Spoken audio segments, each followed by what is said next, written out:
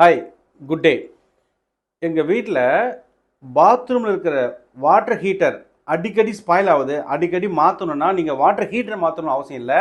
அதுக்கு பதிலாக ஒரு மினி வாட்டர் சாஃப்ட்வேர் உங்கள் பாத்ரூம் இன்ஸ்டால் பண்ணிட்டா போதும். உங்கள் வாட்டர் ஹீட்டர் அதையும் சேஃப்கார்ட் பண்ணிக்கும், உங்கள் பாத்ரூம் ஃபிட்டிங்ஸு சேஃப்கார்ட் பண்ணிக்கும். Very very simple. ஹார்டு வாட்டரை சாஃப்ட் வாட்டரை பண்ணுறதுக்கு பெரிய பிளான்ட் இருக்குன்னு அவசியம் இல்லை. மினி வாட்டர் சாஃப்ட்னர் இருக்குது. அதை உங்களுடைய பாத்ரூமில் பாயிண்ட் ஆஃப் என்ட்ரியில் ஜஸ்ட் கனெக்ட் பண்ணிட்டோம்னா பிஃபோர் த ஹீட்டருக்கு முன்னாடி தண்ணி இந்த வாட்டர் சாஃப்டில் போயிட்டு வெளில வரும்போது தண்ணியில் இருக்கிற டோட்டல் ஹார்ட்னஸ்லாம் ரிமூவ் பண்ணிவிட்டு ரொம்ப வெரி சாஃப்டாக தண்ணி வரும். அந்த தண்ணி கீசர் வழியாக ட்ராவல் ஆகும்போது கீசரில் எந்த ஸ்கேல்ஸும் ஃபார்ம் ஆகாது. அதே வாட்ரு மற்ற டேப்ஸ்லாம் போகும்போது ஸ்கேல்ஸ்லாம் ஃபார்ம் ஆகாது. அந்த மாதிரி உங்கள் தண்ணியை ஹார்டு வாட்டரை சாஃப்ட் வாட்டரை மாற்றிட்டா போதும். உங்கள் பாத்ரூம் ஃபிட்டிங்ஸ் அண்டு கீசர் எல்லாம் சேஃப்கார்ட் பண்ணிக்கலாம். அதை பற்றி மேலும் தேவைன்னா இந்த வீடியோவை கண்டினியூவாக பாருங்கள்.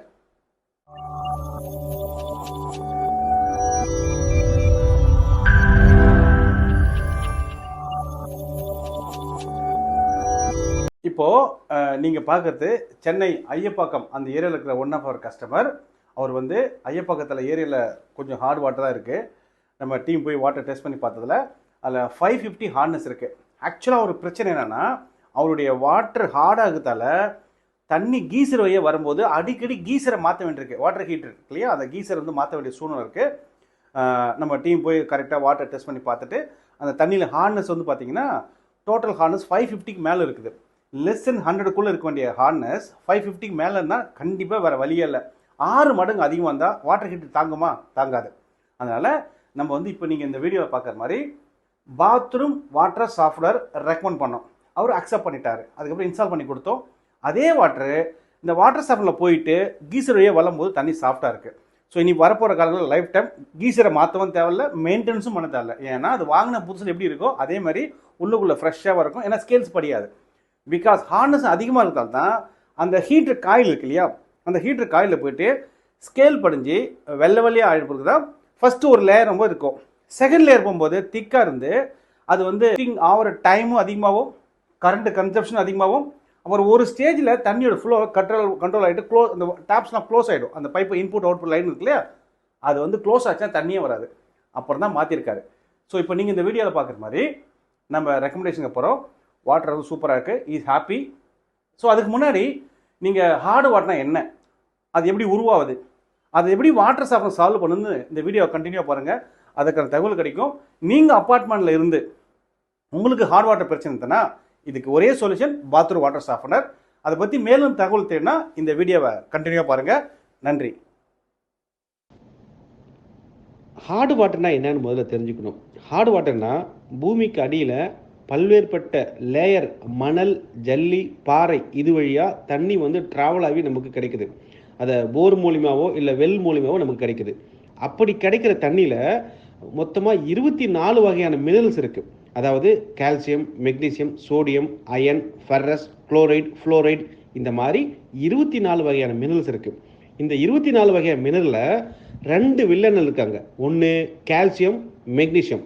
இது வந்து நமக்கு கிடைக்கிற தண்ணியில் அளவுக்கு அதிகமாக இருந்தால் அந்த வாட்டரை வந்து ஹார்டு வாட்டர் சொல்கிறோம். அதாவது ஆஸ் பர் ஐஎஸ் ஸ்டாண்டர்ட் 10500 2012 பிரகாரம் பார்க்கும்போது நம்ம யூட்டிலிட்டி, அதாவது யூட்டிலிட்டினா குளிக்கிற தண்ணிக்கும் வாஷ் பண்ணுற தண்ணிக்கும் 100 ppmக்குள்ளே இருந்தால் அது சாஃப்ட் வாட்டர். அதுக்கு மேலே இருந்தால் அதை வந்து பியூர் ஹார்ட் வாட்டர் சொல்கிறோம். அதில் நமக்கு என்ன பிரச்சனைன்னு பார்த்தீங்கன்னா பல பிரச்சனை இருக்குது. அதில் முதல் வந்து பார்த்திங்கன்னா நம்ம அஃபெக்ட் ஆகுறது நம்ம வீட்டில் யூஸ் பண்ணுற ஃபிட்டிங்ஸு, ஷவரு, பைப் லைனு இதெல்லாம் வந்து பயங்கரமாக பாதிக்கும். உதாரணத்துக்கு நம்ம வீட்டில் யூஸ் பண்ணுற எல்லா டேப்ஸ், பைப்ஸ்லாம் பார்த்திங்கன்னா இந்த பைப்போட இன்னர் சைடு வந்து பார்த்திங்கன்னா சர்ஃபேஸில் இந்த கால்சியம், மெக்னீசியம் போயிட்டு கொஞ்சம் கொஞ்சமாக லேயரில் சர்ஃபேஸில் கொஞ்சம் கொஞ்சமாக லேயர் ஃபார்ம் ஆகிட்டே வந்துன்னா ஒரு குறிப்பிட்ட டயத்துக்கு அப்புறம் தண்ணி வந்து ஃப்ளோ ரேட் ரொம்ப குறைஞ்சிடும். ப்ரெஷர் வந்து ரொம்ப ட்ராப் ஆகிடும். இது முதல் பிரச்சனை. ரெண்டாவது, அந்த பைப்பையும் தாண்டி தண்ணி இந்த ஃபிட்டிங்ஸ் டேப்ஸுக்கோ அந்த ஷவருக்கோ வரும்போது பார்த்திங்கன்னா ஃபிட்டிங்ஸில் இந்த வெள்ளை வெள்ளையாக படிக்கும் போது முதல் அதோட லுக்கு போயிடும். ரெண்டாவது, அதை சரியான முறையில் திரும்ப முடியாது, ரொம்ப ஹார்டாக இருக்கும். குறிப்பிட்ட காலத்தில் அதோட லைஃப் ஸ்பேன் போயிடும்.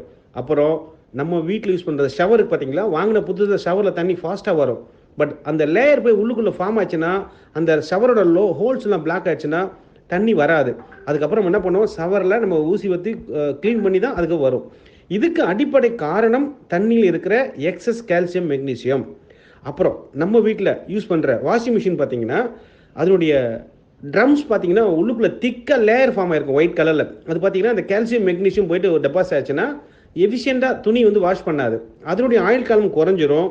அப்புறம் சம்டைம் இந்த காஸ்ட்லியான வாஷிங் மிஷினில் உள்ளுக்குள்ளே ஹீட்டிங் காயில் இருக்கும், அதில் லேயர் ஃபார்ம் ஆச்சுன்னா அதோடைய எஃபிஷியன்சி குறைஞ்சிரும். முக்கியமாக நீங்கள் வீட்டில் கவனிக்க வேண்டியது, எல்லார் வீட்லையும் பொதுவாக இந்த வாட்டர் ஹீட் இருக்கும். வாட்டர் ஹீட்டில் வாங்கின புதுசில் 10 நிமிஷத்தில் ஹீட் ஆகக்கூடிய தண்ணி கொஞ்ச நாள் கழிச்சு பார்த்தீங்கன்னா 20 நிமிஷம், ½ hour இந்த மாதிரி ஆகிடும். என்ன காரணம்னா இந்த வாட்டர் ஹீட்டருக்குள்ளே இருக்கிற காயில் போயிட்டு இந்த கால்சியம் மெக்னீசியம் டெபாசிட் ஆச்சுன்னா அது எஃபிஷியண்டாக பர்ஃபார்ம் ஆகாது, அதோட லைஃப் ஒன்று குறைஞ்சிரும், கூடி விட அடிக்கடி நம்ம மாற்ற வேண்டியிருக்கும்.